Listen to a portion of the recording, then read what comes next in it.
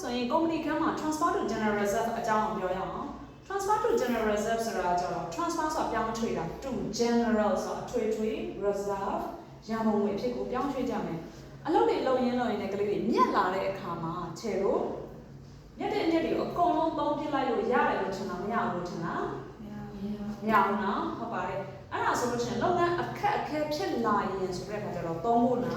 အလုပ်အတွက်ပတ်စံခြံရတယ်အဲ့ဒါကို transfer to general reserve လို့ခေါ်ပါတယ်တို့တဥပိုင်လုပ်ငန်းရှင် sole trader တွေမှာဆိုလို့ရှိရင်လည်းမြက်တဲ့အမြက်တွေကိုအကုန်လုံးသုံးလေးရှိလားအလုပ်အတွက်ခြံလေးရှိသေးလားစဉ်းစားကြည့်ပါဦး